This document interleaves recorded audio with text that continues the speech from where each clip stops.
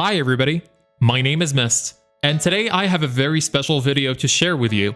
You see, I'm pretty much a free-to-play player that has never seen more than 2 meso in his entire life, so I can't really help but feel curious as to what other more fortunate players are up to in this game we call MapleStory. So after years of careful planning, I set out to find one of these whalish individuals so I could ask them a bunch of questions and figure out what their Maple experience looks like. I say years of planning because I'm a Luna player, and by the looks of it in 2023, I seem to share the server space with at least 2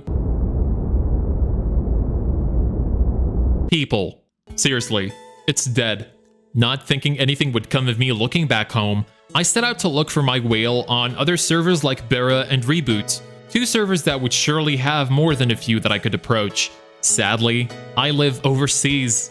I found myself unable to catch these people on time because every time they emerged from the dark, I retreated back to it. For a while, it all seemed hopeless, and it looked like this project wasn't gonna go anywhere. But then, a miracle happened.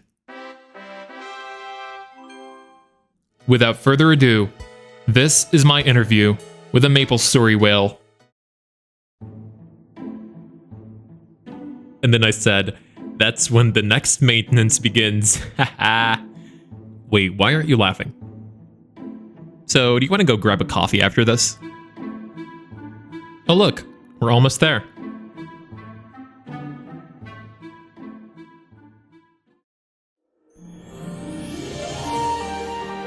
Alright, we're finally here. I hope you brought a chair with you. If not, I'll give you one of these. Really? Nah, you're gonna use this one. Glad you could join me for this today. I don't want to take up too much of your time, but we do have a tiny issue we gotta sort out first. You see, you're just a silhouette right now, which could make things a little awkward. So let's start with you telling me a little bit about yourself, maybe a name you'd like to go by, what and where you play on Maple, that sort of info. Quick disclaimer before we move on. The person you are about to hear is not our whale, but rather a friend of the whale who was kind enough to provide their own voice on behalf of them. Just pretend it's the whale. Hey, I'm Nerf. I've been playing Maple since December 16, 2022 on Luna EU. It's a fresh account. I guess you could say I'm new to MapleStory PC since the last time that I played was when it still had 4 classes available. Funny how silhouettes work. Anyways, I wasn't aware that you've already been familiar with MapleStory before. How exactly did you discover the title?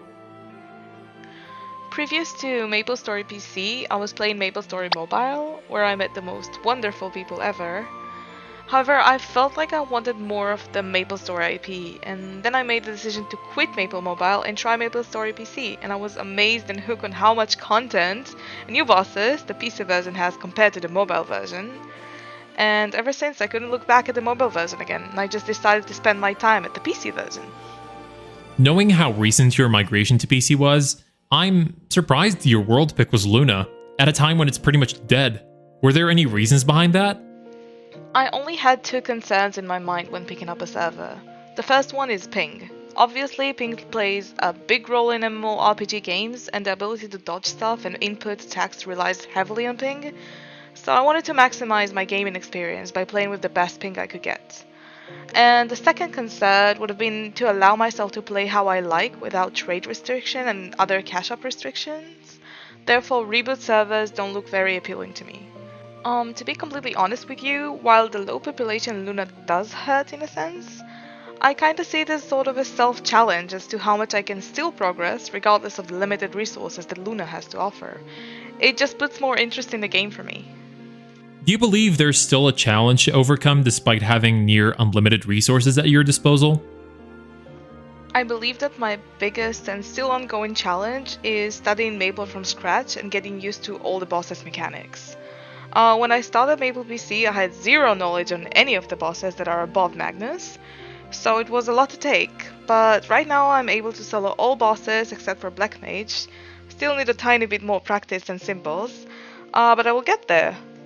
I think besides that, the biggest challenge I have has been patience and waiting to unlock the time-gated content like symbols and Genesis weapon. I'd like to touch a little more on that, but first it's better if we talk about why we're here in the first place for a bit. I know people's definition of a whale seems to fall pretty short when applied to you, so tell me a little bit about your own spending. Honestly, I don't really keep track of how much I'm spending when playing, but the closest number I could give you is about $150k in like the 4 months I've been playing, which is around 35 to 40k a month. Without a doubt, the hardest part of it is buying the 100 tickets one by one. That's impressive. How was your spending distributed across your accounts? I would say majority of the spending was directed exclusively to B-pods. Even as we speak, I am on a journey to create perfect 6 lines B-pods to all my gear. However, there were other stuff such as fully icoging every item, and even pushing to 23 stars. It was very challenging.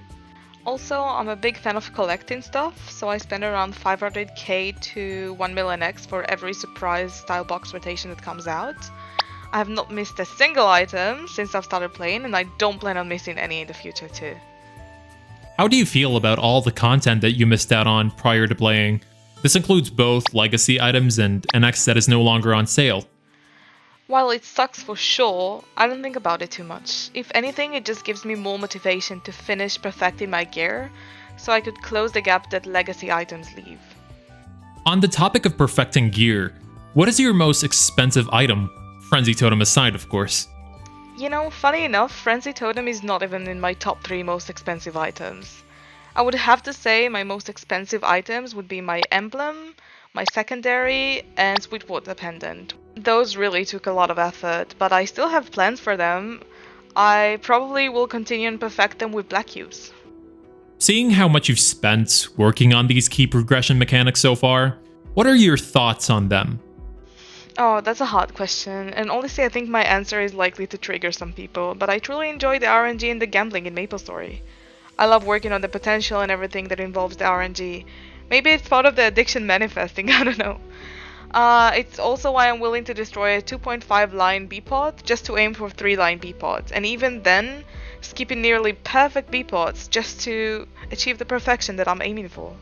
Do you ever feel like your spending is too excessive? If not, how far would you go to further perfect your character? I feel like other people might see it as too excessive, and I get comments on it from time to time. But it is all within my means, and I'm actually spending nearly half of what I was spending when I was playing mobile games, so I'm very pleased with spending in Maple. As to how far I would go, while it is an ambitious goal, I would like to try for the best. Although I'm still a new player without legacy items as we discussed before, I would still like to aim for being the best, and I think I might get there eventually. On the topic of comments, how often do you see people talking about your whaling habits? And are the comments positive or negative? I don't exactly look for other people's comments about me, as I have little care for it since I'm just here to have fun and enjoy the game. I will say that sometimes people send me stuff they see, and as everything in life, there are good and there are bad. It is very easy to get sucked up into drama and spend a lot of time diving into it, but it's never really worth it. So I just let go of things and just move on. What does whaling change in terms of your presence in the Maple community, and how do you interact with it? I think it's a hard question to answer, because you can't really know what others think of you than what they show you. But I want to think that it doesn't change much, and since I mostly only interact with guildies or friends that I've made over the past 4 months, I don't really feel anything changing. Do you enjoy socializing on Maple? Honestly, not really as much as others do. I mostly enjoy the gambling parts of Maple and the bossing. I will say that I've met very nice people here that I speak with daily, but I wouldn't say I'm very much of a social person in the Maple scene. Seeing how quick your progress on Maple has been so far, where do you see yourself a year from now?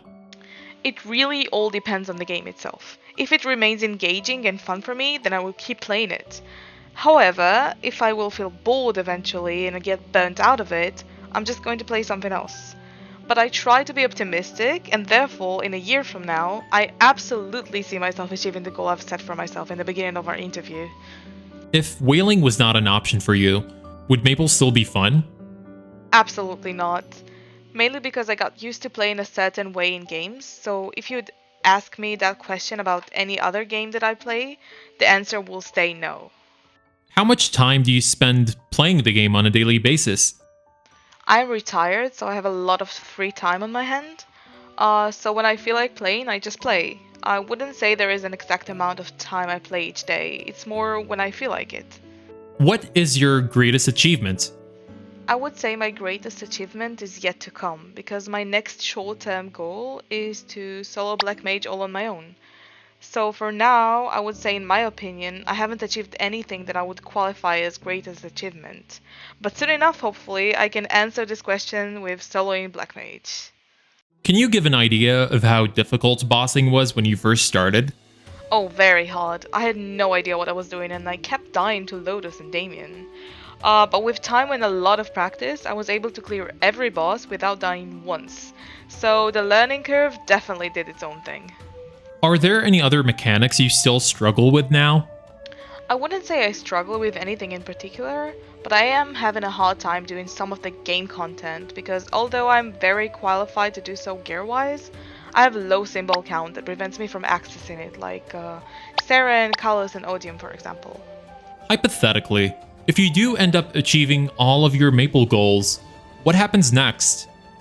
Well, if I still like the game and I want to keep playing it, I will just open a second main. If rec servers were not an option, would you consider reboot despite all the restrictions? No, I wouldn't be playing MapleStory if rec servers weren't a thing, as I really dislike the pace at which Rebirth server is played. Ah, seems that we're nearing the end of this interview. My last question to you is, do you think MapleStory is fine the way it is, or does it need to change in some way? I don't think I have enough experience yet in Maple to answer this question fully, but I can tell you what I would like to see in the future of MapleStory. I'd love to see more bosses, more gear you could upgrade, ways to make your characters more powerful, as well as maybe ways to decrease the time-gated content and, yeah, the time it takes to level up a character. Awesome. These were all the questions I had in mind for you today. Thanks for joining us. Thanks for having me. So, want to fund my account? Wait, what the hell? Whoa. Yo, wait a sec, she took my chair! So that was our interview. While I did get robbed towards the end, I sure learned a lot about whales and how they play the game. But maybe Nerf doesn't really speak for the rest of whales on Maple. That's a question for another day. But for now, my quest is over. Now I have to go get my chair back. Thank you so much for watching. This video took forever to make, so if you enjoyed it and would like more content like this in the future, consider subscribing. We recently hit 700 subs, which is honestly unbelievable.